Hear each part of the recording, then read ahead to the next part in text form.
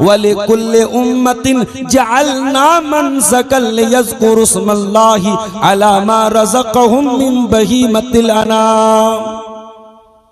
ऐ मेरे बंदो, हमने तुमको जो कुर्बानी का हुक्म दिया है ये कोई नया हुक्म नहीं है। तुमसे पहले हर उम्मत में कुर्बानी का हुक्म दिया गया। और क्यों दिया गया? ताकि अल्लाह ताला ने तुमको जो हलाल जानवर दिए हैं, जो चौपाए दिए हैं, जो कुर्बानी के जानवर दिए हैं, तुम अल्लाह का नाम लेकर के उनकी कुर्बानी करो, अल्लाह का शुक्रिया अदा करो कि ऐ अल्लाह तूने ये हलाल जानवर हमारे लिए बनाया है। हम कुर्बानी करके अल्लाह का कुर्बानी के टाइम जब जानवर के गले पर हम छुरी चलाते हैं, बिस्मिल्लाह अल्लाहु अकबर पढ़ के भी आप कुर्बानी कर सकते हैं। आपकी कुर्बानी सही है, कोई हर्ज की बात नहीं है। लेकिन अगर आप कुर्बानी की दुआ पढ़ते हैं जो अल्लाह के प्यारे नबी से साबित है, उस कुर्बानी की दुआ के अल्फाज के ऊपर जरा गौर कीजिए मेरे प्यारे साथियों। वो दुआ हमें क्या सिखाती है? इन्नी वज्जहतु वजहिया लिल्लज़ी फतरस समावाति वल अर्दा हनीफन वमा अना मिनल मुशरिकीन। मैंने अपना चेहरा अल्लाह की तरफ कर लिया, उस जात की तरफ कर लिया जो जमीन व आसमान की पैदा करने वाली जात है। वमा अना मिनल मुशरिकीन, और मैं मुशरिकों में से नहीं हूं। इन्ना सलाती व नुसुकी व महयाया व ममाती लिल्लाहि रब्बिल आलमीन। मेरी नमाज अल्लाह ताला के लिए, मेरी कुर्बानी अल्लाह ताला के लिए, मेरा जीना अल्लाह ताला के लिए, मेरा मरना अल्लाह ताला के लिए। ला शरीक लहू व बिज़ालिका उमिरतु व अना मिनल मुस्लिमीन। उस अल्लाह का कोई शरीक नहीं है और इसी तौहीद का मुझे हुक्म दिया गया है और मैं मुसलमान हूं। ये दुआ हम पढ़ते हैं कुर्बानी के टाइम। ये दुआ हमें सिखाती है 50,000 का 60,000 का जानवर लाके कुर्बान कर देना ये कमाल की बात नहीं है। कमाल की बात तो ये कि अल्लाह आज तेरा हुक्म आया तो जानवर कुर्बान करने को तैयार हो गए, कल तेरा हुक्म आ जाए तो अपनी जान कुर्बान करने को तैयार हो जाएंगे। ऐ अल्लाह ये जिंदगी तो तेरी अमानत है, ये नमाज हम तेरे लिए पढ़ते हैं, कुर्बानी तेरे लिए करते हैं। इन्ना सलाती व नुसुकी व महयाया व ममाती लिल्लाहि रब्बिल आलमीन। ऐ अल्लाह ये नमाज मैं तेरे लिए पढ़ता हूँ, ये कुर्बानी तेरे लिए करता हूँ, ये जीना तेरे लिए, ये मरना तेरे लिए। मेरी जिंदगी का मकसद तेरे दीन की सरफराजी, मैं इसीलिए मुसलमान, मैं इसीलिए नमाजी। ये मकसद है कुर्बानी का मेरे प्यारे साथी। दुनिया में हर बड़े काम के लिए कुर्बानी चाहिए।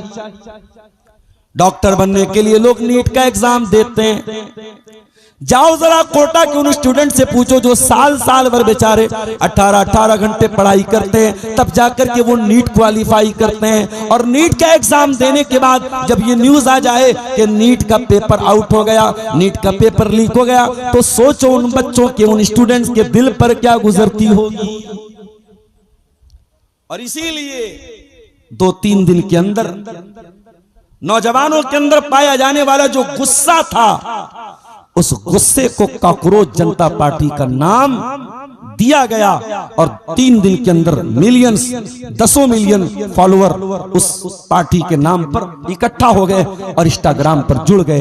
ये बता रही है, ये सिचुएशन बता रही है कि नौजवान इस सिस्टम से कितना परेशान है। एक स्टूडेंट, एक छात्र, एक बेरोजगार इस सिस्टम से कितना परेशान है। 10 मिलियन लोगों का 2-3 दिन के अंदर जुड़ जाना इस बात का सबूत है मेरे प्यारे साथियों कि लोग सिस्टम से बहुत नाराज हैं, लोग परेशान हैं और लोग इसका हल चाहते। गौर कीजिए, नीट का एग्जाम बड़ा मुश्किल से पास होता है, उसमें मेरिट आती है, तब जाकर के कोई डॉक्टर बनता है।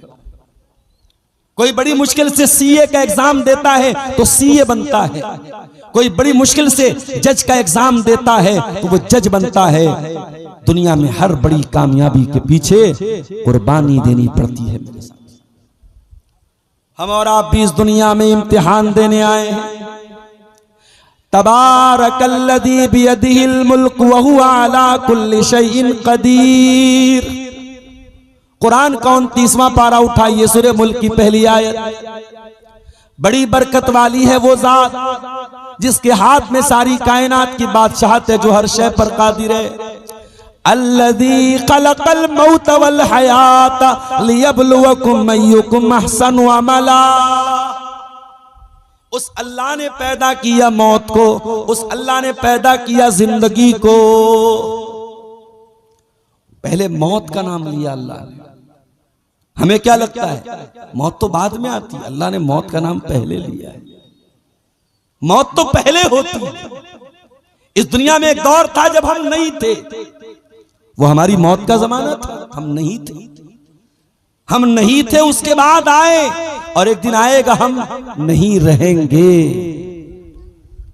दुनिया में इंसान क्या बोलता है, नौकरी कर लो लाइफ सेट हो जाएगी, बिजनेस कर लो लाइफ सेट हो जाएगी, ये कर लो लाइफ सेट हो जाएगी, वो कर लो लाइफ सेट हो। सारी जिंदगी सेट करते करते इंसान एक दिन मर जाता है, और मरने के बाद जब कब्र में रखा जाता है तो जो कब्र में उतारता है वो कहता है कि अरे इसका मुंह किबला की तरफ कर दो, और जब मुंह किबला की तरफ कर लेता है तो कहता हाँ अब सेट है।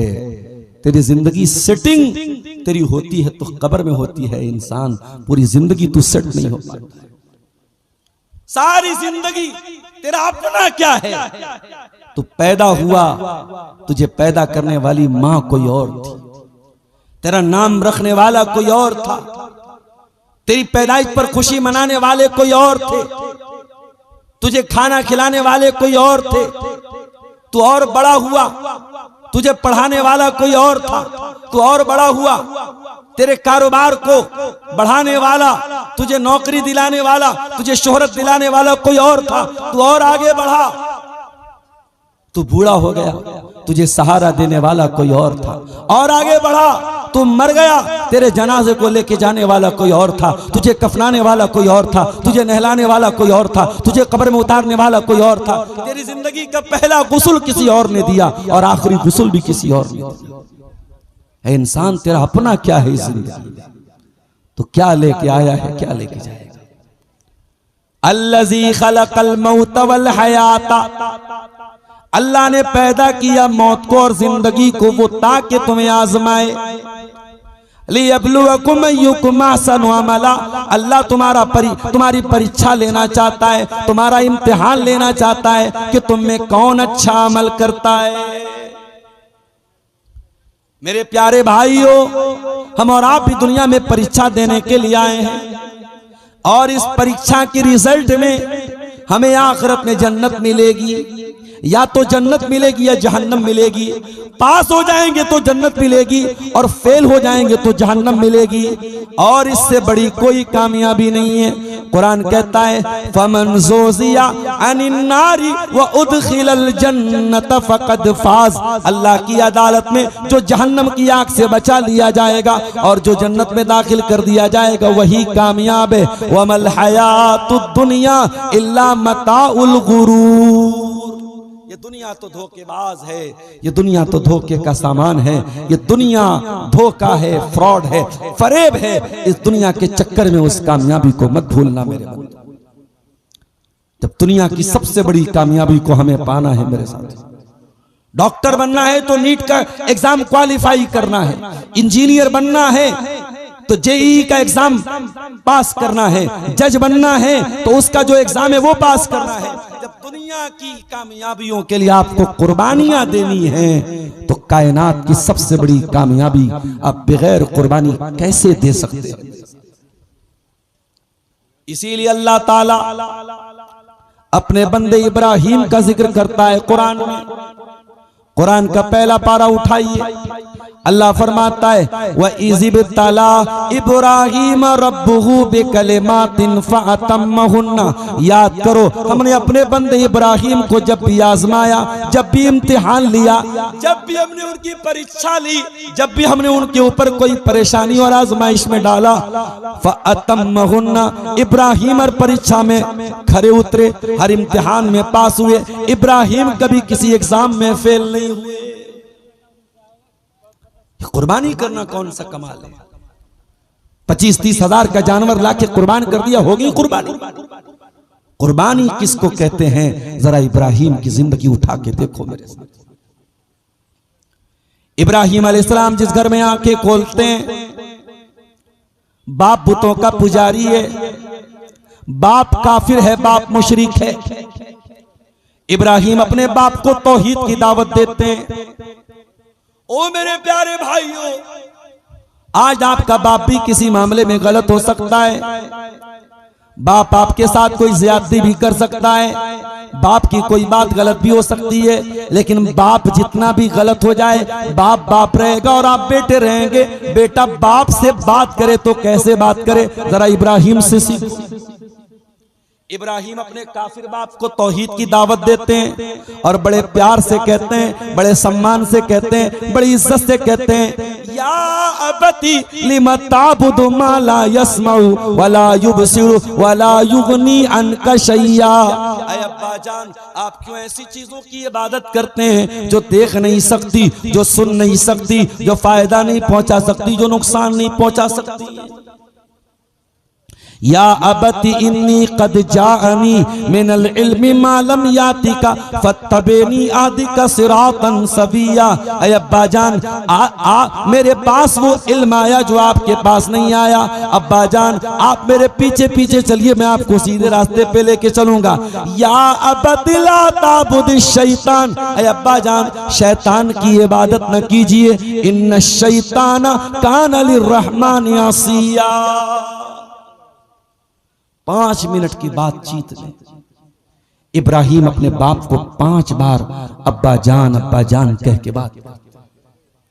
मेरे नौजवानों, जिंदगी में बड़ा नाम कमा लिया, बड़ी इज्जत कमा ली, बड़ा पैसा कमा लिया, बाप से बदतमीजी करने लगे, बाप को आंखें दिखाने लगे, बाप से ऊंची आवाज में बात करने लगे।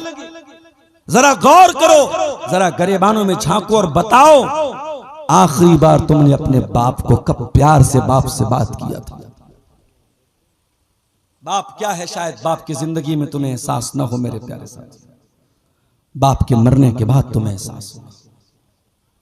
बाप जब तक जिंदा है बहुत सारी चीजों की भनक तुम्हें लगने नहीं देता है, बहुत सारे मसले मसाइल की तुम्हें खबर भी नहीं होती। बाप के मरने के बाद पता चलता, अच्छा मेरा बाप ये भी देखता था, मेरा बाप ये भी करता था। जिंदगी की धूप में बाप वो छांव है जिसके नीचे हम जिंदगी गुजारते हैं। इब्राहिम अपने बाप से प्यार से बात करते हैं, अब्बा जान कह के बात करते हैं, लेकिन बाप बड़ा जिद्दी था, बड़ा हटता। क़ाल अराग़िबुन अंता अन आलिहती या इब्राहिम, ऐ इब्राहिम, क्या तू हमारे माबूदों को छोड़ना चाहता है? क्या तू मेरे माबूदों से दूर भागना चाहता है? लइल्लम तंतहि लारजुमन्नका वहजुरनी मलिया। ऐ इब्राहिम, अगर तू बाज नहीं आया तो मैं तुझे पत्थरों से मार मार के खत्म कर दूंगा, तुझे घर से निकाल दूंगा। बाप ने घर से निकालने की धमकी दी थी। इब्राहिम के चेहरे पर अभी भी कड़वाहट नहीं आई, अभी भी जबान में कड़वाहट नहीं आई। इब्राहिम ने उसी प्यार से जवाब दिया, क़ाल सलामुन अलैक सअस्तग़फिरु लक रब्बी इन्नहु कान बी हफिया। अब्बा जान कोई बात नहीं, मैं आपको सलाम करता हूं। मैं जब भी दुआ के लिए हाथ उठाऊंगा अब्बा जान, आपके लिए अल्लाह से दुआ करूंगा, अल्लाह मेरे बाप को माफ कर दे, अल्लाह मेरे बाप को बख्श दे। लेकिन बाद में अल्लाह ताला ने इब्राहिम अलैहिस्सलाम को वार्निंग दे दी कि ऐ इब्राहिम, अपने बाप के लिए तो मगफरत की दुआ नहीं कर सकते, तुम्हारा बाप मुशरिक है, तुम्हारा बाप काफिर है, और काफिर और मुशरिक के लिए मगफरत की दुआ नहीं कर सकते। इब्राहिम अलैहिस्सलाम को अपनी बात से रुजू करना पड़ा, अपनी बात वापस लेना। तो ये इब्राहिम अलैहिस्सलाम थे मेरे प्यारे साथी।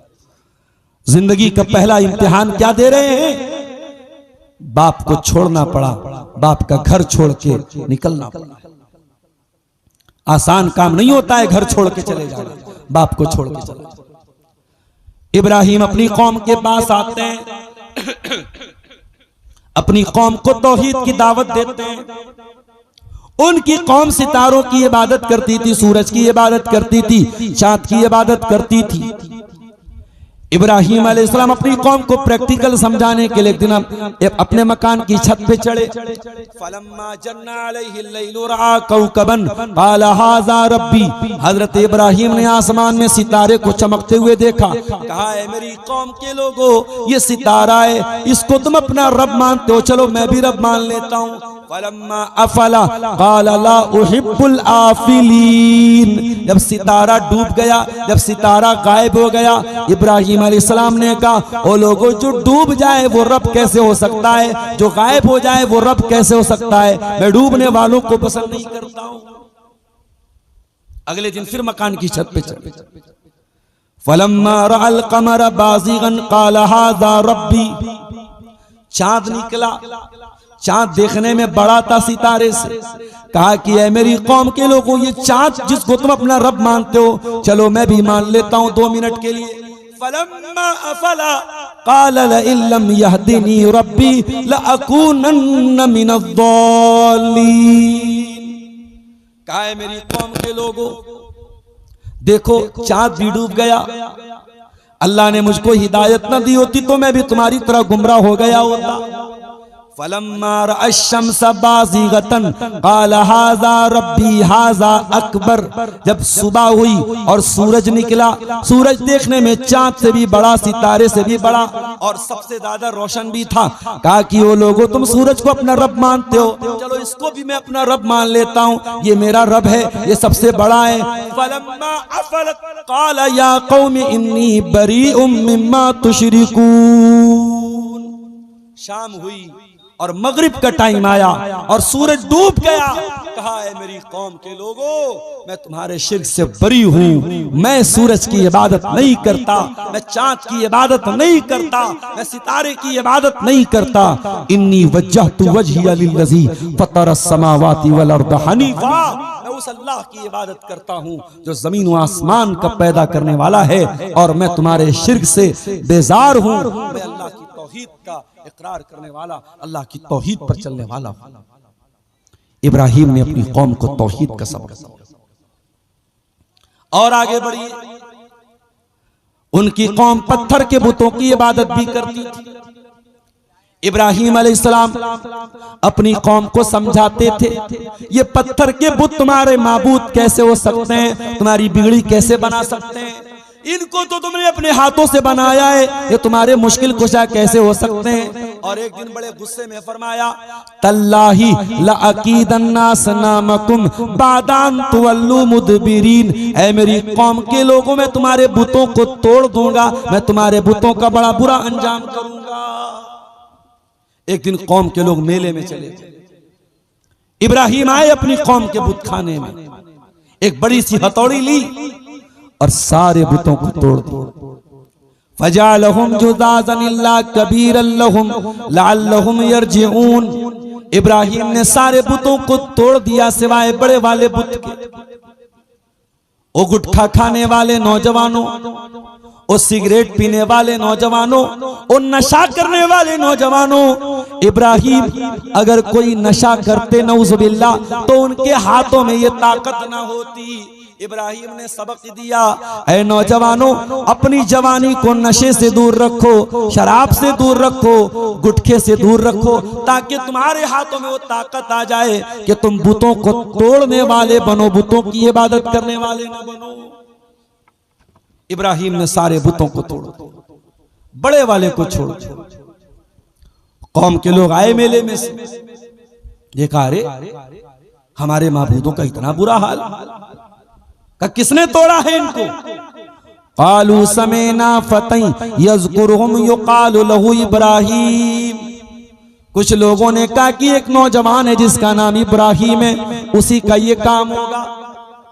क़ालू फ़ातू बिही अला आयुनिन नास लअल्लहुम युबसिरून। कब बुला के लाओ इब्राहिम को, ताकि सारे लोगों के सामने मामला पेश किया जाए। पूछा गया, ऐ इब्राहिम क्या तुमने हमारे बुतों को तोड़ा है, क्या तुमने ये काम किया है? क़ाला बल फ़अलहू कबीरुहुम हाज़ा फ़सअलूहुम इन कानू यंतिक़ून। इब्राहिम ने इनकार नहीं किया कि मैंने नहीं तोड़ा है, इशारे में बात किया, संकेत में बात किया। कहा ये बड़े वाले ने तोड़ा होगा, इनसे पूछ लो अगर ये जवाब दे सकते हो। बड़े वाले बुत की तरफ इशारा करके कहा इनसे पूछो, अगर इन्होंने तोड़ा होगा बता देंगे। कौम के लोगों को थोड़ी देर के लिए समझ में आया कि यार बात तो सही कह रहा है, ये तो बोल नहीं सकते। लक़द अलिमता मा हाउलाई यंतिक़ून। ऐ इब्राहिम तुम जानते हो ये बोल नहीं सकते। इब्राहिम को यही तो उनके मुंह से निकलवाना था। क़ाला उफ़्फ़िल लकुम वलिमा ताबुदून मिन दूनिल्लाह। ऐ मेरी कौम के लोगों, लानत है तुम्हारे ऊपर और लानत है तुम्हारे माबूदों के ऊपर। तुम ऐसी चीजों की इबादत क्यों करते हो जो सुन नहीं सकती, जो देख नहीं सकती, जो फायदा नहीं पहुंचा सकती, जो नुकसान नहीं पहुंचा सकती। अब जब दलील का जवाब दलील से नहीं बचा कौम के पास, तो कौम ने ताकत से जवाब दिया। क़ालू हर्रिक़ूहु वंसुरू आलिहतकुम इन कुंतुम फ़ाइलीन। का एक काम करो, इब्राहिम को जला दो, इब्राहिम को आग में डाल दो। इब्राहिम को जलाने के लिए बहुत बड़ी आग तैयार की। इतनी बड़ी आग ये पूरा गांव जलाया जा सकता था, पूरा इलाका जलाया जा सकता था। और जब आग जल के तैयार हो गई, इब्राहिम के बदन से कपड़ा भी उतारा जाने लगा। इब्राहिम तेरे बदन से कपड़ा क्यों उतारा जा रहा है? ताकि आग जल्दी से उनके बदन को जला डाले। इब्राहिम के बदन से कपड़ा भी उतार लिया गया और आग में डाला जाने लगा। अल्लाह की कसम, न इब्राहिम की पेशानी पर कोई बल है, न आंखों में कोई आंसू है, न चेहरे पर कोई घबराहट है। इब्राहिम की जबान पर कोई लंबी चौड़ी दुआ भी नहीं है, बस एक ही जुमला है, हस्बी अल्लाहु व निअमल वकील, हस्बी अल्लाहु व निअमल वकील, हस्बी अल्लाहु व निअमल वकील। ऐ अल्लाह मैं तेरी तौहीद के लिए आग में डाला जा रहा हूँ। ऐ अल्लाह तू कल भी मेरे लिए काफी था और आज भी मेरे लिए काफी है। तू कल भी मेरा मददगार था और आज भी मेरा मददगार है। ये दुआ पढ़ रहे थे इब्राहिम अलैहिस्सलाम और आग में उनको डाल दिया। अल्लाह चाहता हवाओं को भेज देता, आग बुझ जाती। अल्लाह चाहता पानी बरसा देता, आग बुझ जाती। अल्लाह चाहता किसी फरिश्ते को भेज देता, इब्राहिम आग में जाने ही ना पाते। मगर आज अल्लाह ने कुछ और ही इंतजाम किया था। कुलना या नारु कूनी बरदन व सलामन अला इब्राहिम। अल्लाह ने फरमाया, ऐ आग आज तक तो तू जलाया करती थी, आज तक तो तेरा काम जलाना था, खबरदार ऐ आग तेरा रब तुझको ये हुक्म दे रहा है, या नारु कूनी बरदन व सलामन अला इब्राहिम। ऐ आग तू मेरे खलील के लिए ठंडी हो जा और सलामती वाली हो जा। पता ये चला कि सबब कुछ और होता है, लेकिन मुसब्बिबुल अस्बाब अगर चाहे तो सबब को बदल देता है। अल्लाह अगर चाहे तो आग नहीं जलाती है, अल्लाह अगर चाहे तो पानी नहीं डुबाता है, अल्लाह अगर चाहे तो जहर इंसान को नहीं मारता है। अल्लाह ही अस्बाब के अंदर ताकत डालता है। इसलिए मुसलमानों तुम अस्बाब पर भरोसा न करना, तुम मुसब्बिबुल अस्बाब पर भरोसा करना। अस्बाब को अपनाओ। मैं ये नहीं कहता हूं कि आप अस्बाब को इख्तियार न करें, लेकिन भरोसा और तवक्कुल और यकीन हमेशा अल्लाह की जात पे करो। मेरे प्यारे साथियों, इब्राहिम अलैहिस्सलाम आग में गए, लेकिन उनके बदन का एक रोंगटा भी आग में जलने नहीं पाया। इब्राहिम सही सलामत आग में से निकल गए। अच्छा, इब्राहिम के बदन से कपड़ा उतारा गया। जानते हो, कयामत के दिन भी हम सब लोग नंगे रहेंगे। अल्लाह के नबी फरमाते हैं इन्नकुम तुहशरून यौमल क़ियामति हुफ़ातन उरातन गुरला। ओ लोगो, तुम कयामत के दिन जब मैदान महशर में जमा किए जाओगे, तुम सबके सब लोग नंगे रहोगे, नंगे बदन रहोगे, नंगे सर रहोगे, और बगैर खतना के बच्चा, मुसलमान के घर में बच्चा पैदा होता है उसका खतना किया जाता है, माँ के पेट से जैसे पैदा होता है बगैर खतना के, कयामत के दिन उसी हाल में अल्लाह ताला लाएगा, नंगे बदन होगा, नंगे सर होगा और बगैर खतना के होगा। और आपने आगे फरमाया वह अव्वलु मन युक्सा इब्राहीम अलैहिस्सलाम, और सबसे पहले अगर किसी को कपड़ा पहनाया जाएगा तो इब्राहीम अलैहिस्सलाम को पहनाया जाएगा। अल्लामा इब्ने हजर ने लिखा कि इब्राहीम को सबसे पहले कपड़ा क्यों पहनाया जाएगा, क्योंकि इब्राहीम को दुनिया में सबसे पहले अल्लाह की तौहीद के लिए उनके बदन का कपड़ा उतार के आग में डाला गया था। चूंकि इब्राहीम के बदन से कपड़ा उतार करके उनको आग में डाला गया था, इसीलिए कयामत के दिन सबसे पहले अगर कपड़ा पहनाया जाएगा तो इब्राहीम अलैहिस्सलाम को पहनाया जाएगा। इब्राहीम आग से सही सलामत निकल के चले आए मेरे साथ, मगर उनको एक बात ये समझ में आ गई कि अब यहां मेरा गुजारा नहीं हो सकता है, अब मेरे गांव वाले, मेरी बस्ती वाले मुझको यहां रहने नहीं देंगे। इब्राहीम रहते थे इराक में बाबिल शहर में। इब्राहीम अपनी बीवी सारा को लेकर निकले वहां से, अपनी वतन को छोड़ दिया, अपनी बस्ती को छोड़ दिया।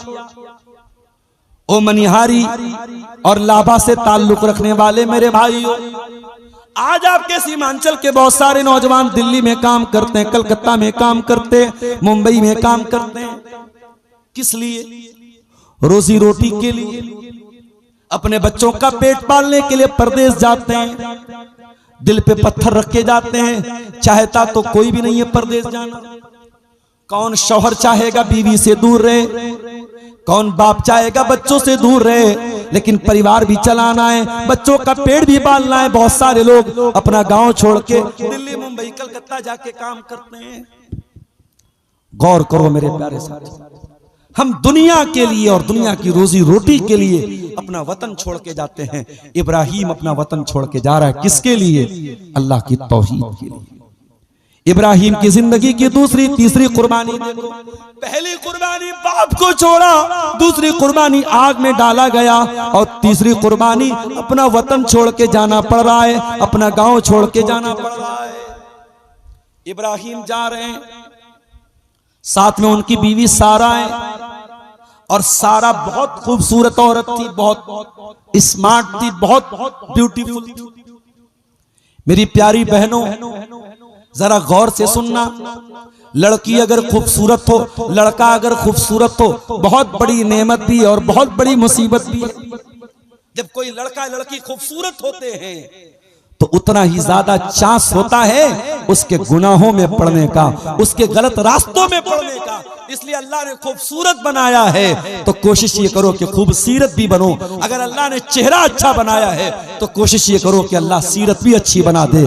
और इसीलिए अल्लाह के नबी ने आईना देखने के टाइम जो दुआ सिखाई है, बड़ी प्यारी दुआ है, अल्लाहुम्मा हस्सनत खल्की फहस्सिन खुलुकी। ऐ अल्लाह, तूने मेरा चेहरा खूबसूरत बनाया, ऐ अल्लाह तूने मुझे स्मार्ट और हैंडसम बनाया, ऐ अल्लाह मेरे अखलाक को भी अच्छा बना दे, मेरे किरदार को भी अच्छा बना दे, मेरे चरित्र को भी अच्छा बना दे, मेरे व्यक्तित्व को भी अच्छा बना दे, मेरे बिहेवियर को भी अच्छा बना दे, मेरे कैरेक्टर को भी अच्छा बना दे। ऐ अल्लाह मेरी सूरत को तूने अच्छा बनाया, मेरी सीरत को भी अच्छा बना। सूरत सब कुछ नहीं होती है मेरे साथ। ये आजकल जो लव मैरिज चलती है ना, प्यार वाली शादी, जो चेहरा देख के शादी हो जाती है, चेहरा देख के फिदा हो गए, खूबसूरती देख के फिदा हो गए, जब शादी हो जाती है तब समझ में आता है कि अरे यार, खूबसूरती तो सब कुछ नहीं होती है, अखलाक भी बहुत बड़ी चीज होती है, चरित्र भी बहुत बड़ी चीज होती है। जब शादी हो जाती है तब आटे और दाल का रेट मालूम होता है, और तब पता चलता है कि अरे भाई, खूबसूरती का अचार डालना है क्या? अगर औरत का अखलाक सही ना हो, औरत का कैरेक्टर सही ना हो, तो खूबसूरती को लेके चमचे से चाटना नहीं है मेरे प्यारे साथियों। इसलिए सूरत के साथ साथ सीरत को भी देखा करो। हजरत इब्राहीम की बीवी बहुत खूबसूरत भी थी, बहुत खूबसूरत भी थी। दोनों जाने लगे, रास्ते से एक जालिम बादशाह के पास से गुजर हुआ। वो जालिम बादशाह बहुत कैरेक्टरलेस था, बहुत बदकार था। उसके हुकूमत की सरहद के पास से अगर कोई औरत गुजरने लगती थी, कोई कपल गुजरने लगते थे, मियां बीवी गुजरने लगते थे, तो शौहर को कत्ल करवा देता था, बीवी का रेप कर लेता था। उसने देखा कि इब्राहिम और सारा जा रहे हैं, दोनों कपल जा रहे हैं, मर्द औरत जा रहे हैं और औरत बहुत ज्यादा खूबसूरत है। उसने दोनों को गिरफ्तार करवाया। इब्राहिम अलैहिस्सलाम को पता चला ये बड़ा जालिम बादशाह है, औरत का रेप कर लेता है, शौहर को कत्ल करवा देता है। कहने लगे वो मेरी बीवी सारा बादशाह के पास तुम्हें लेके जाया जाएगा। बादशाह पूछेगा ये तुम्हारे साथ कौन था, ये मत बताना कि मैं तुम्हारा शौहर हूँ। ऐ सारा, जब बादशाह तुमसे पूछे कि तुम मेरी कौन हो, बता देना कि तुम मेरी बहन हो। और ऐ सारा, ये कोई झूठ भी न होगा, ये कोई गलत बात भी न होगी। ठीक है मियाँ बीवी हम रिश्ते के एतबार से हैं, लेकिन ऐ सारा, इस वक्त रुए जमीन पर सबसे पूरी दुनिया में अल्लाह की तौहीद को मानने वाला और एक अल्लाह की तौहीद का इकरार करने वाला एक इब्राहिम और एक उसकी बीवी सारा है। मेरी बीवी सारा, हम दोनों ईमान के रिश्ते के एतबार से भाई बहन है, दुनिया के रिश्ते के एतबार से मियाँ बीवी है। इसलिए बादशाह पूछे तो ये बता देना तू मेरी बहन है। पता ये चला कि झूठ बोलना जान बचाने के लिए जायज है, मगर अल्लाह के नेक बंदे झूठ जान बचाने के लिए भी झूठ नहीं बोलते थे। वो गोल मोल बात कर लेते थे, वो तौरिया कर लेते थे। झूठ न बोलना पड़े, सांप भी मर जाए और लाठी भी न टूटे, वो ऐसा काम करते थे। इब्राहिम ने झूठ नहीं बोला, कहा कि तुम कह देना तुम मेरी बहन। सारा को बादशाह के कमरे में लाया गया। सारा बड़ी खूबसूरत थी। बादशाह देख के हैरान रह गया। बादशाह आगे बढ़ा, उसने गलत इरादे से सारा को टच करने की कोशिश की, सारा को हाथ लगाने की कोशिश की। बुखारी के अल्फाज है फकअन्नमा उखिज़ा, बादशाह का हाथ शल हो गया, स्टैचू बन गया, उसका हाथ आगे बढ़ने के काबिल ही न बचा। बादशाह परेशान हो गया, मेरा हाथ क्यों नहीं हिल रहा है, मेरा हाथ आगे क्यों नहीं बढ़ रहा है। कहने लगा, ऐ औरत, ऐ लड़की, अल्लाह से दुआ कर दे मेरा हाथ ठीक हो जाए, मैं दोबारा तुझे टच न करूंगा, मैं दोबारा तुझे हाथ न लगाऊंगा। अल्लाह के नेक बंदे बड़े नरम दिल होते हैं। सारा को दया आ गई, सारा को रहम आ गया। सारा ने अल्लाह से दुआ की, अल्लाह इसका हाथ ठीक कर दे। बादशाह का हाथ ठीक हो गया, दोबारा फिर टच करने की कोशिश की, फिर हाथ खराब हो गया। 3 बार तक लगातार ऐसा हुआ। तीसरी बार जब बादशाह का हाथ शल हो गया, जब बादशाह का हाथ पत्थर का बन गया और सारा की दुआ से ठीक हो गया, बादशाह ने अपने नौकरों को बुलाया, अपनी लौंडियों को बुलाया, कहा कि लेके चली जाओ, किसको लेके आई हो।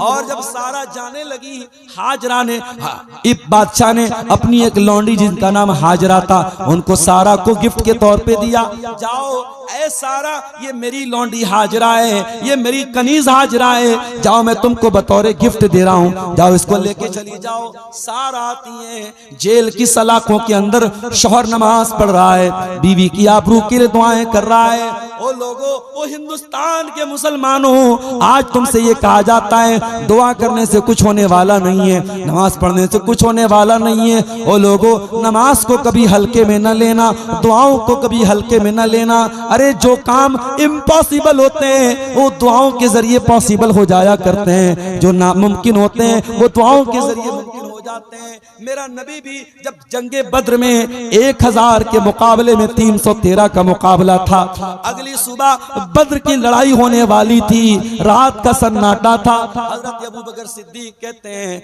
मैंने देखा अल्लाह के नबी किबले की तरफ बैठे हुए हैं, हाथ फैलाए हुए हैं और रो रो के दुआएं कर रहे हैं। अल्लाहुम्मा इन तो लिखा ज़िली साबत लन तो बदफिल अर्ज़ी, ऐ अल्लाह अगर ये मुट्ठी भर तेरे 313 मानने वाले हलाक हो गए, ऐ अल्लाह ये मुट्ठी भर मुसलमान अगर मिटा दिए गए, ऐ अल्लाह फिर रुए जमीन पर तेरा नाम लेने वाला कोई न होगा। ओ लोगों, तुम दुआओं को हल्के में न लिया करो, दुआएं किया करो। जब हुकूमत की तरफ से कोई मामला आ जाए, जब कोई जुल्म सितम की दास्तान सुन लेना, जब कोई परेशानी की घटनाएं सुन लेना, अल्लाह से दुआ करना न भूलना। इब्राहिम की बीवी की इज्जत खतरे में थी, थी। इब्राहिम खड़े होके नमाज पढ़ रहे थे, अपनी बीवी की इज्जत की हिफाजत की दुआ कर रहे थे। सारा आई, कहने लगी हैं, इस मेरे सरताज, रद्दल्लाहु कैदल फाजिर व अखदम हाजर, ऐ मेरे सरताज, अल्लाह ताला ने उस बदकिरदार बादशाह की चाल को नाकाम कर दिया और हमें हाजरा के तौर पर एक गिफ्ट भी दे दिया है, हमें हाजरा भी मिल गई है। ऐ मेरे सरताज, अल्लाह ने आपकी दुआ को कबूल कर लिया है। मेरी प्यारी बहनों, ओ इंस्टाग्राम चलाने वाली मेरी बहनों, ओ व्हाट्सएप चलाने वाली मेरी बहनों, ओ फेसबुक चलाने वाली मेरी बहनों, इब्राहिम की सुन्नत को आज तुम्हारे घरों में भी कुर्बानी की शक्ल में जिंदा किया जाएगा। ओ मेरी बहनों, इब्राहिम के साथ साथ जरा सारा को भी याद कर लेना, जरा सारा का किरदार अपना लेना। इंस्टाग्राम के जरिए अपना फोटो किसी को न भेजना, स्नैपचैट के जरिए अपनी तस्वीरें किसी को न भेजना। ऐ मेरी बहनों, तुम सारा के जैसी बन जाओ, तुम सारा के जैसी पाक दामन बन जाओ, फिर किसी खबीस की क्या मजाल है, उसका हाथ तुम्हारे गरेबान तक पहुंचे। अरे जब तुम सारा के जैसी बन जाओगी, तुम्हारे गरेबान तक अगर कोई गलत नीयत से हाथ जाएगा, अल्लाह ताला उस हाथ को बेकार बना देगा, अल्लाह उस हाथ को पत्थर का बना देगा। मेरी बहनों, बनना है तो सारा के जैसी बन जाओ।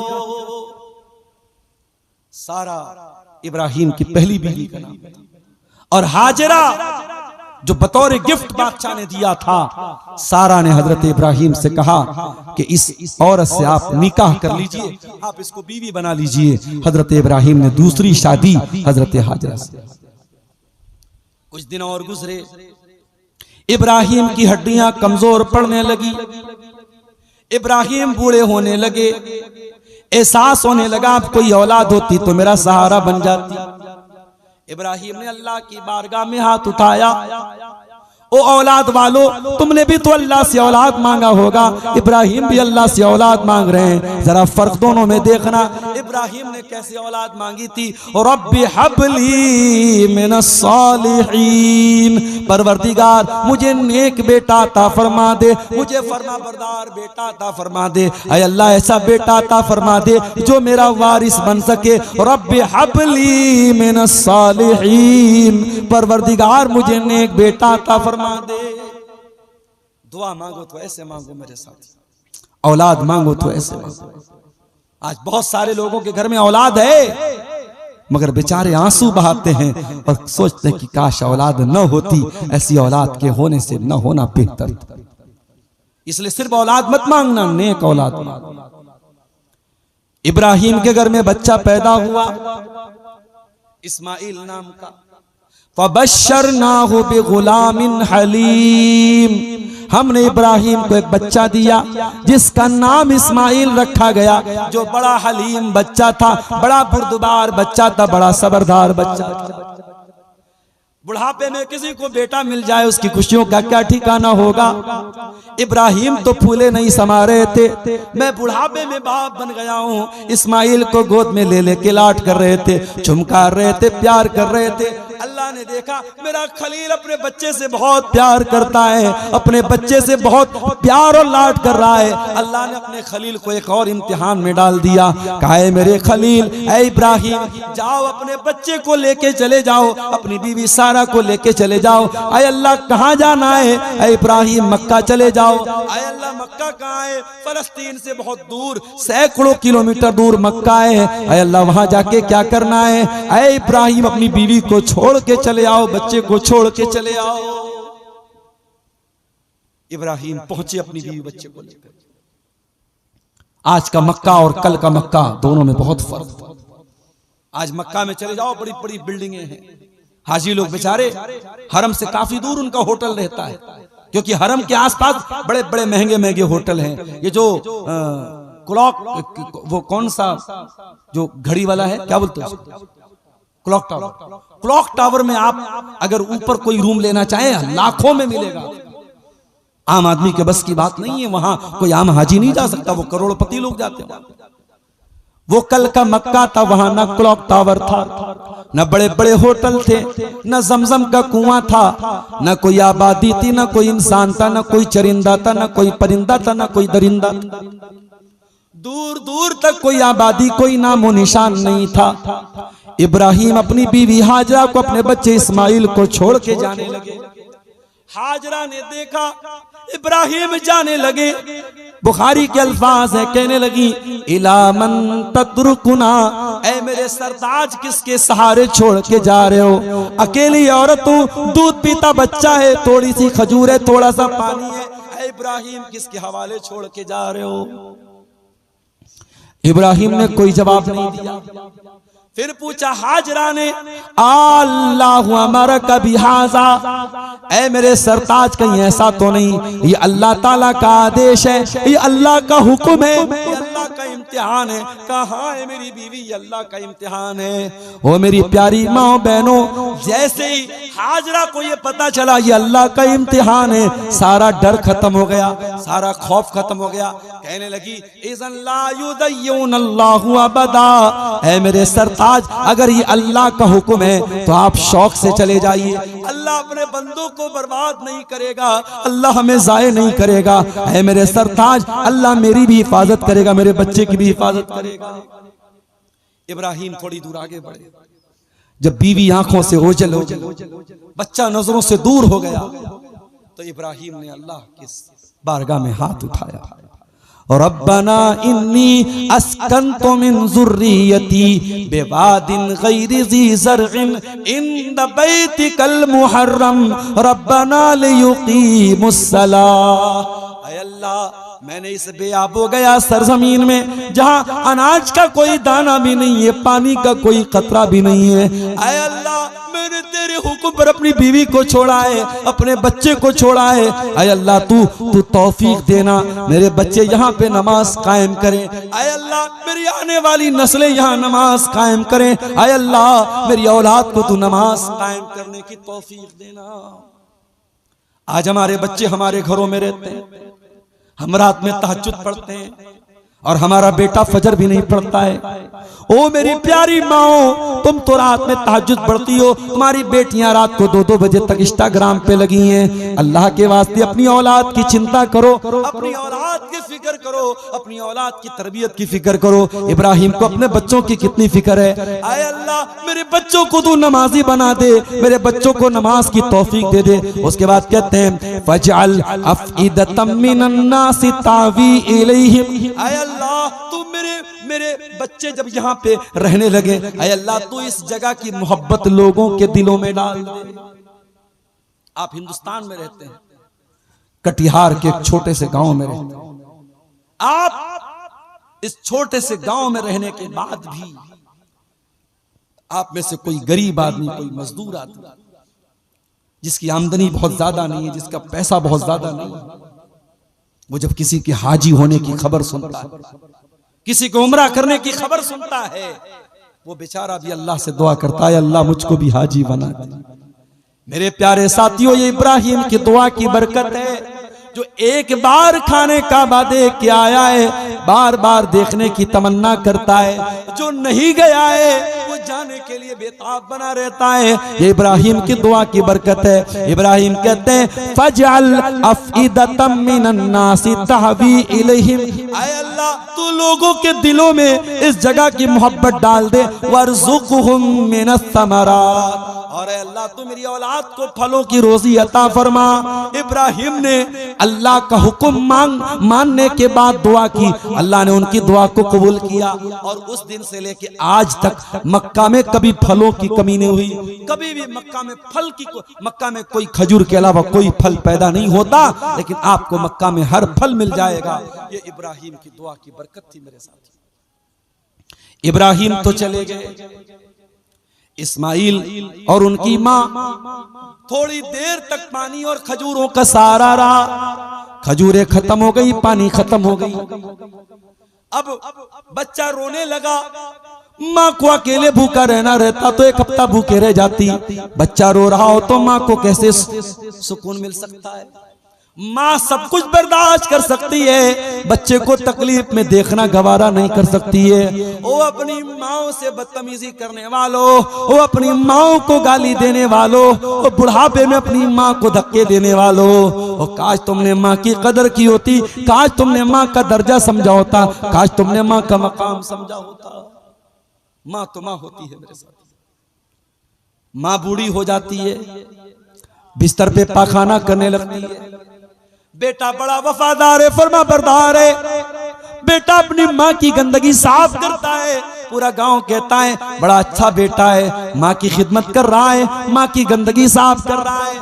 लेकिन बेटा अपनी बूढ़ी माँ की गंदगी साफ करता है तो नाक पे रूमाल रख के साफ करता है। चेहरे से पता चल जाता है कि ये काम बड़ी मजबूरी में कर रहा है, ये पत्थर पे दिल रख के ये काम कर रहा है। ऐ इंसान, तू तो अपनी माँ की गंदगी को नाक पे रूमाल रख के साफ कर रहा है, तू तो चेहरे पर नापसंदगी को लाके कर रहा है। ऐ इंसान, तू याद कर, कल जब तू छोटा सा था तो बार बार गंदगी किया करता था, तेरी माँ तुझे लाडो प्यार करके चुमकार चुमकार के तेरी गंदगी साफ किया करती थी। तेरी माँ ने कभी अपने चेहरे पर रूमाल, नाक पे रूमाल रख के तेरी गंदगी को साफ न किया। ओ तेरे पाखाने में कोई इत्र की खुशबू तो नहीं बसी थी, वो तो तब भी गंदा था, वो तब भी तो नापाक था, वो तब भी तो बदबूदार था, मगर वो माँ का प्यार था। मेरे प्यारे साथियों, औलाद जितनी भी माँ की कदर कर ले, औलाद जितनी भी माँ की खिदमत कर ले, माँ का मुकाबला नहीं कर सकती। मेरे प्यारे साथियों, इस्माइल परेशान हैं,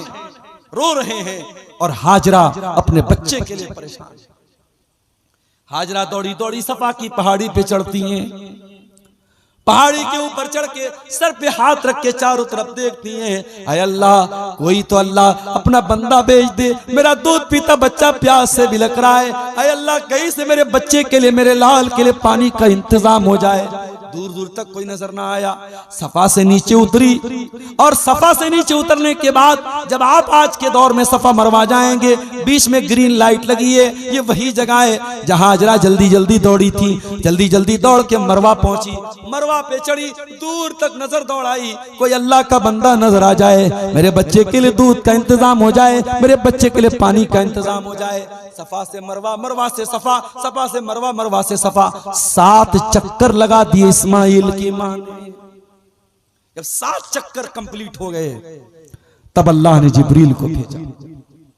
जिब्रील आए और अपने पर को जमीन पे मारा है, और पर को जमीन पे मारा तो वहां से जमजम का पानी निकला।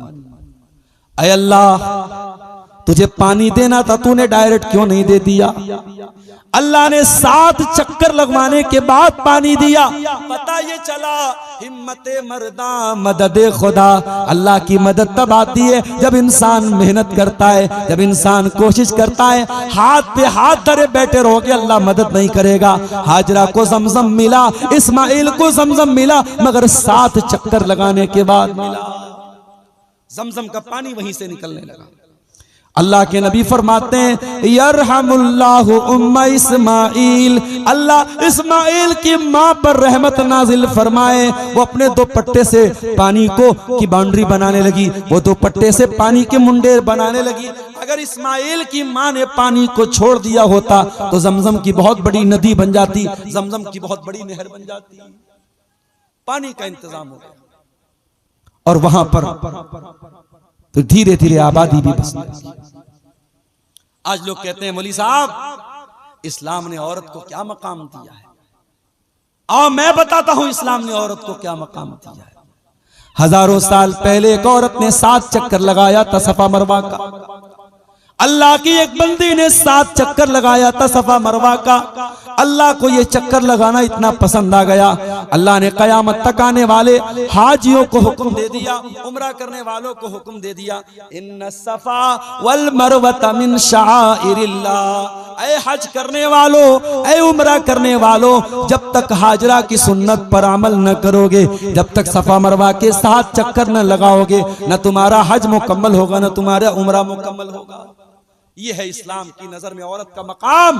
कि एक औरत ने 7 चक्कर लगाया था, अल्लाह ने कयामत तक के लिए उसके चक्करों को जिंदा कर दिया। मेरे प्यारे साथियों, इस्माइल अपनी माँ के साथ वहीं पर रहने लगे, और वहां पे धीरे धीरे आबादी भी हो गई, और इस्माइल वहीं पर परवरिश पाने लगे। इब्राहिम अलैहिस्सलाम फलस्तीन में रहते थे, इस्माइल मक्का में रहते थे। हजारों किलोमीटर का फासला था। इब्राहिम कभी कभी हाल चाल लेने के लिए बीवी बच्चों के पास आ जाते थे।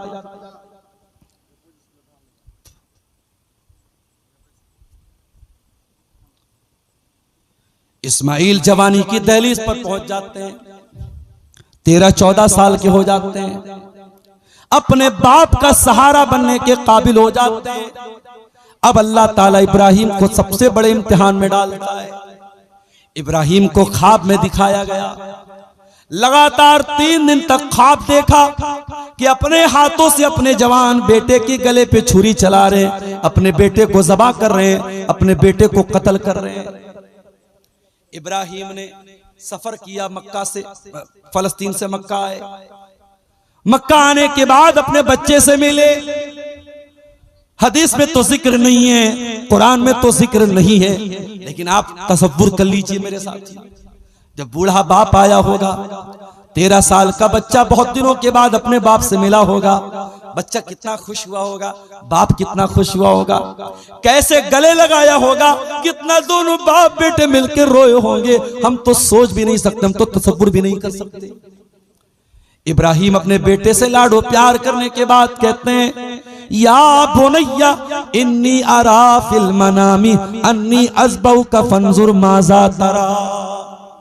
ऐ मेरे बच्चे, तेरे बाप ने ख्वाब देखा है, ऐ मेरे बच्चे तेरे बाप ने ख्वाब देखा है कि मैं तुझे ज़बह कर रहा हूं। ऐ मेरे बच्चे, तू जानता है मैं नबी हूं, मैं अल्लाह का नबी हूं, और नबी का ख्वाब झूठा नहीं होता है। ऐ मेरे बच्चे, मैंने बार बार ये ख्वाब देखा है, मैं तुझे ज़बह कर रहा हूं। फंजुर माज़ा तरा, तो तू बता तेरी क्या राय है।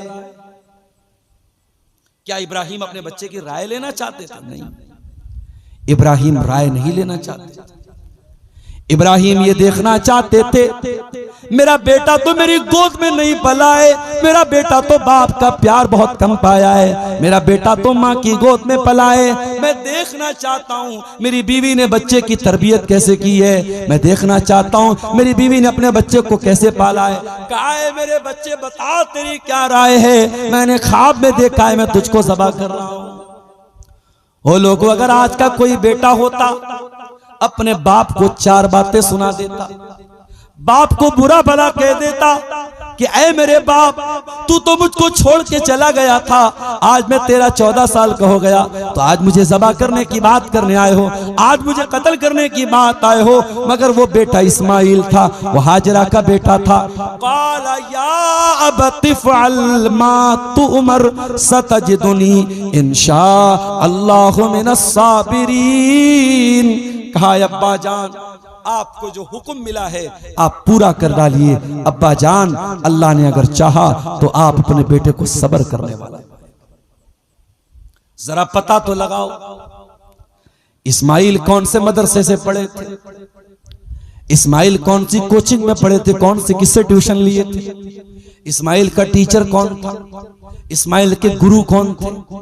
अल्लामा इकबाल कहते हैं, ये फैजान नजर था या के मकतब की करामत थी, सिखाए किसने इस्माइल को आदाब फर्जंदी। ओ लोगो, ये किसी मदरसे का कमाल नहीं था, ये किसी मकतब का कमाल नहीं था, ये किसी टीचर का कमाल नहीं था, ये हाजरा का कमाल था। दुनिया वाले जब बाप दूर रहे तो दुनिया में बच्चे बिगड़ जाते हैं, माँ कंट्रोल नहीं कर पाती है। यहाँ माँ ने ऐसा कंट्रोल किया था, यहाँ माँ ने ऐसा पाला था कि बेटा जवान हो चुका है और बाप गर्दन काटने की बात कर रहा है और बेटा चू चरा नहीं कर रहा है। बेटा कह रहा है, अब्बा जान अगर ये अल्लाह का हुक्म है, आपका बेटा अपना गला लेके हाजिर है, अब्बा जान छुरी लाइए, अपने बेटे के गले पे छुरी चला दीजिए। आपका बेटा चू चरा न करेगा, आपका बेटा अगर मगर न करेगा। मेरी बहनों, मेरी माओ, अगर चाहती हो कि कौम को इस्माइल के जैसे नौजवान मिले तो तुम्हें भी हाजरा की जैसी मां बनना पड़ेगा। जब तक कौम को हाजरा की जैसी माएँ नहीं मिलेगी तब तक कौम को इस्माइल के जैसे नौजवान नहीं मिलेंगे। इस्माइल को करवट के बल लिटा दिया, इब्राहिम ने हाथ में छुरी ले ली। इस्माइल ने कहा, अब्बा जान अपने हाथों पे, अपनी आंखों पे पट्टी बांध लीजिए, कहीं ऐसा ना हो बेटे के गले पे छुरी चलाने में बेटा आंखों के सामने आएगा, शायद आपके हाथ कांपने लगे। अब्बा जान अपनी आंखों पे पट्टी बांध दीजिए ताकि छुरी चलाने में आसानी। इब्राहिम ने पट्टी भी बांध ली और छुरी लेके अपने बेटे की गर्दन पे चलाने लगे। शायद जमीन ने यह मंजर पहली बार देखा था, कायनात ने यह मंजर पहली बार देखा था। बुढ़ापे में किसी को बेटा मिला हो और बेटा जवान हो गया हो और वो बाप अपने बेटे को अपने छुरी से ज़बह करने के लिए तैयार हो गया हो। ये चश्मे फलक ने ये मंजर कभी ना देखा था, जमीन व आसमान ने ये मंजर कभी ना देखा था। इधर इब्राहिम छुरी चलाने वाले, उधर आसमान से आवाज आई, वनादैनाहु अय्या इब्राहिम कद सद्दक़ता रुया इन्ना कज़ालिका नज्ज़िल मुहसिनीन। ऐ इब्राहिम, हमें तेरे बेटे का खून नहीं बहाना है, हम तुझसे तेरा बेटा छीनना नहीं चाहते थे, हम तो ये देखना चाहते थे तू अपने बच्चे से ज्यादा प्यार करता है या अल्लाह से ज्यादा प्यार करता है, तू बेटे से ज्यादा मोहब्बत करता है या अल्लाह से ज्यादा मोहब्बत करता है। ऐ इब्राहिम कद सद्दक़ता रुया, तूने अपने ख्वाब को सच्चा कर दिखाया। इन्ना कज़ालिका नज्ज़िल मुहसिनीन। ऐ इब्राहिम जरा देख, तेरा बेटा सही सलामत है और तेरी छुरी तो एक दुम्बे के ऊपर चली है। अब कयामत तक लोग दुम्बे की कुर्बानी करेंगे, लोग बकरे की कुर्बानी करेंगे, लोग कुर्बानी के जानवर की कुर्बानी करेंगे। ऐ खलील, तेरी इस सुन्नत को हम कयामत तक के लिए जिंदा कर देंगे।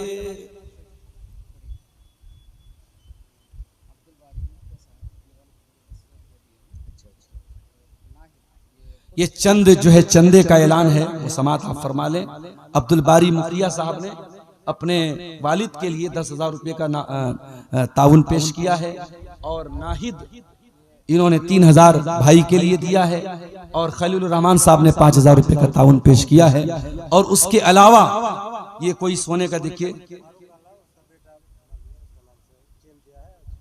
फारूक आलम साहब का बेटा जो है कुछ पैसा दिया है और सोने की चांदी की चैन दिया है। अल्लाह ताला इन तमाम चंदा देने वालों को चंदे को कबूल फरमाए। मेरे प्यारे साथियों, आज हम और आप कुर्बानी करते हैं, हमें और आपको सोचना चाहिए कि हम किस चीज की कुर्बानी करते हैं। 2000 आपकी तरफ से, क्या नाम है?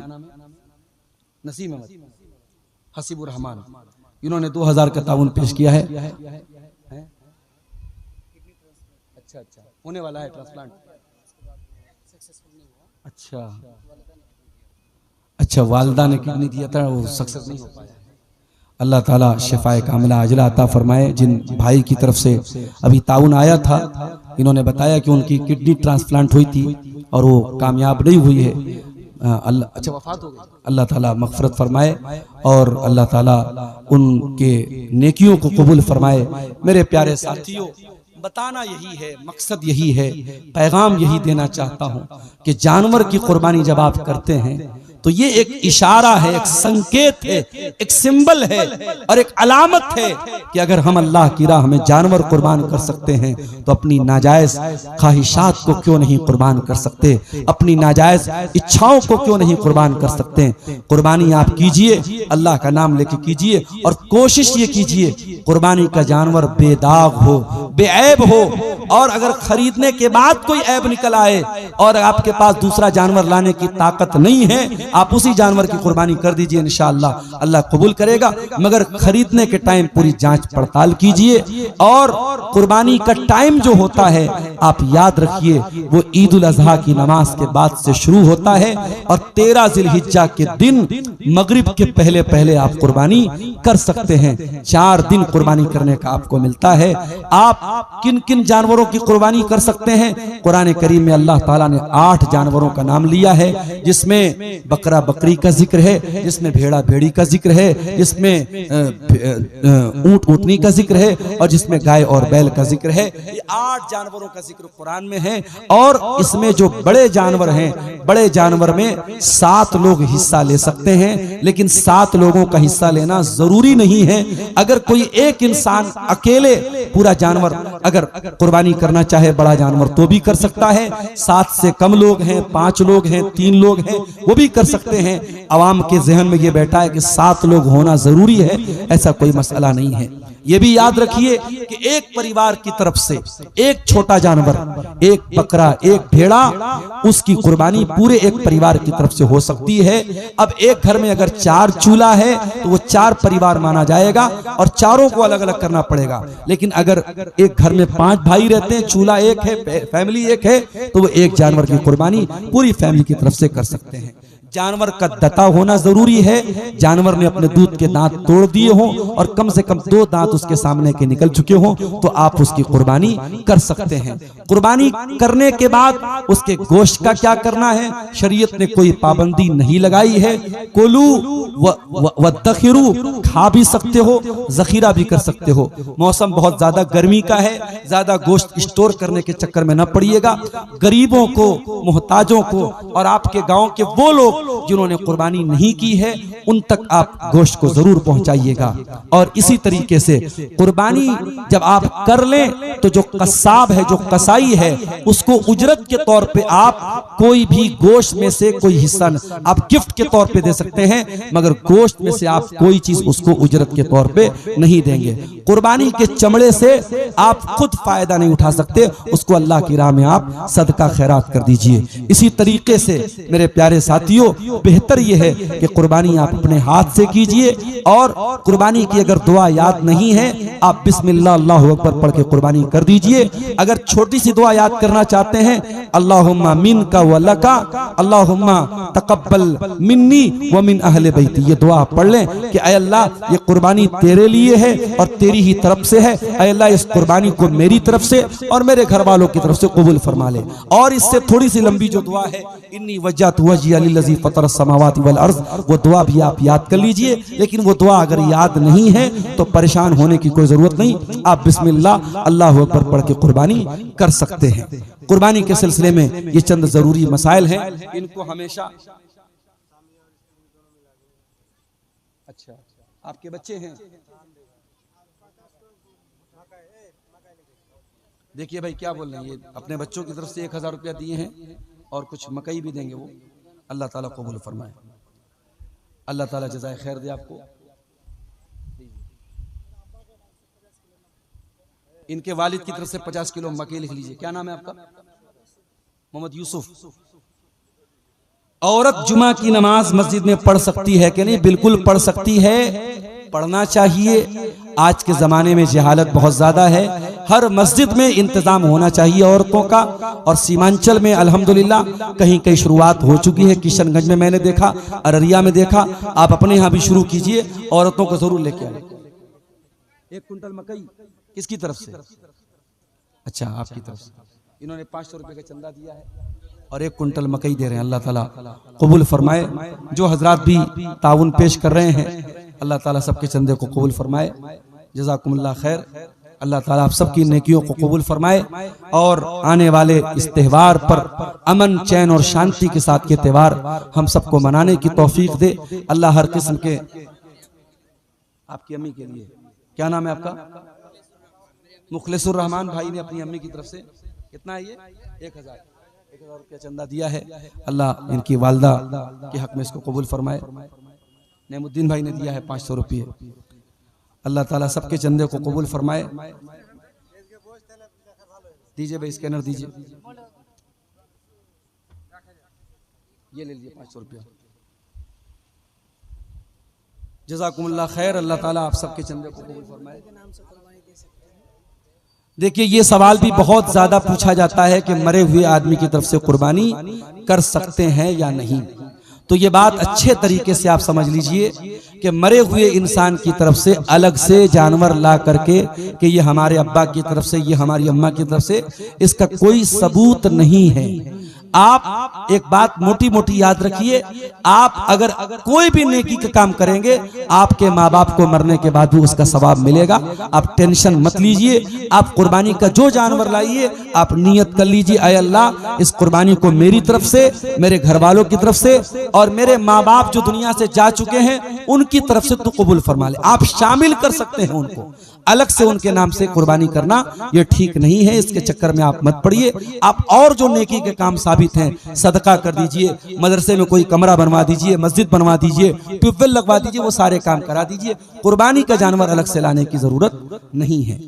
तो ये बड़ा अहम मसला है कुर्बानी का, इसको भी आप लोग अपने ज़हन में रखिए। अल्लाह ताला हम सबको सुन। इस वजह से मई और जून के प्रोग्रामों में एक खतरा रहता है, एक डाउट रहता है कि पता नहीं प्रोग्राम होगा कि नहीं होगा। मैं आमतौर से आपके प्रोग्रामों में 12 बजे के बाद ही पहुंचता हूं। आज भी मेरा वही अंदाजा था और इरादा था, उसी हिसाब से मैं निकला था। मैं फॉरबिस गज के करीब पहुंचा तो फिर फोन आना शुरू हुआ कि 12 बजे तक तो फिर प्रोग्राम खत्म होने का टाइम हो जाएगा, आप जल्दी से चले आइए। फॉरबिस गज भी यहां से काफी दूर है, 4 व्हीलर से आदमी चल रहा है, जाहिर सी बात है एक स्पीड में ही मेंटेन किया जा सकता है। बहरहाल पूरी रफ्तार के साथ गाड़ी चला करके मैं आया हूं, ड्राइवर साहब हमारे लेके आए हैं और आते ही मैं सीधे स्टेज पे आ गया हूं। जलसे वालों ने कहा कि नहीं शेख आप चलिए, क्योंकि ताखीर हो रही है, बहुत सारे लोग जा रहे हैं। मुझसे पहले आपने बंगला जुबान के बहुत मशहूर और हम सब के बहुत बुजुर्ग मुकर्रिर, जिनको बच्चों ने भी सुना है, बुजुर्गों ने भी सुना है, जवानों ने भी सुना है, मेरे ख्याल से शेख की उम्र 70 से कम नहीं होगी, शेख बदरुद्दुजा नदवी हफिज़हुल्लाह, बहुत अच्छे खतीब हैं, बहुत पसंदीदा और मकबूल खतीब हैं आपके। उनका आपने खिताब सुना, फिर सदर मोहतरम ने बहुत इख्तिसार के साथ वक्त और हालात की नज़ाकत को देखते हुए एक पैगाम आपको दिया। मैं दुआ करता हूँ रब्बुल आलमीन से अल्लाह ताला हम सबको अपने उलमा की इज्जत करने, उनकी कद्र करने, उनकी बातों को गौर से सुनने और उन पर अमल करने की तौफीक अता फरमाए, आमीन। मेरे भाइयों, हमारा दूसरा त्यौहार ईद उल अज़हा, जिसे आम जबान में हम बकरीद का त्यौहार भी कहते हैं, यह त्यौहार बहुत ही करीब आ चुका है।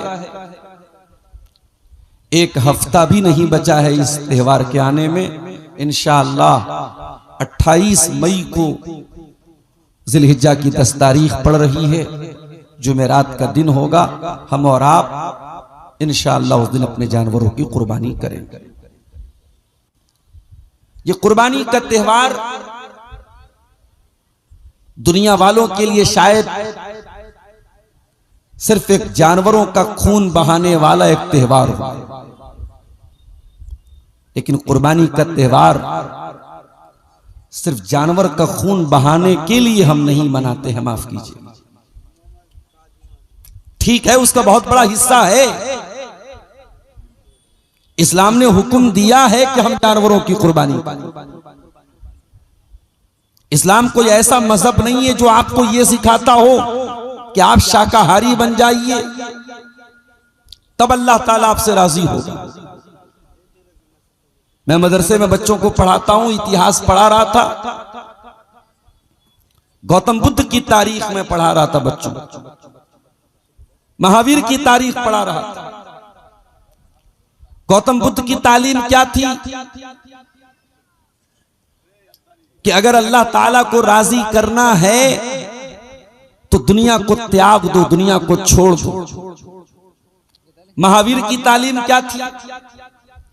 किसी जीव की हत्या मत करो, किसी इंसान को इस बात की इजाजत नहीं है कि वो किसी जानवर का गोश्त खाए। इसीलिए जैन मजहब के लोग कोई गोश्त नहीं खाते, बल्कि जैन मजहब में एक फिरका होता है जिसका नाम है दिगंबर। दिगंबर फिरके के जो लोग होते हैं वो कपड़ा भी नहीं पहनते। उनका मानना यह है हमारा लिबास आसमान है, अंबर है, हमें कपड़ा पहनने की जरूरत नहीं। अगर आप गौर करें तो गौतम बुद्ध का जमाना और महावीर का जमाना अल्लाह के प्यारे नबी से थोड़ा सा पहले का जमाना है।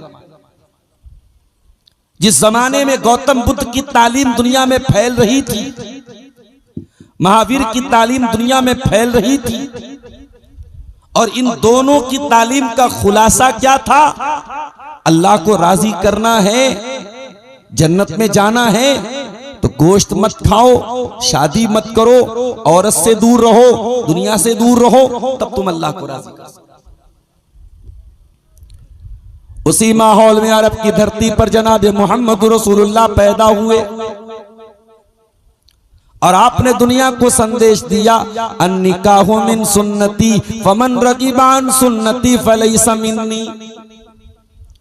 ओ दुनिया वालों, निकाह करना तो मेरी सुन्नत है। मैं निकाह करके तुमको दीन की बात बताने आया हूं। तुम शादी करो, तुम बच्चे पैदा करो, तुम बीवी का भी हक अदा करो, तुम बच्चों का भी हक अदा करो, और इन तमाम जिम्मेदारियों को निभाने के साथ साथ तुम्हें नमाज भी पढ़नी है, तुम्हें ज़कात भी देनी है, तुम्हें हज भी करना है, तुम्हें अल्लाह का हक भी अदा करना है।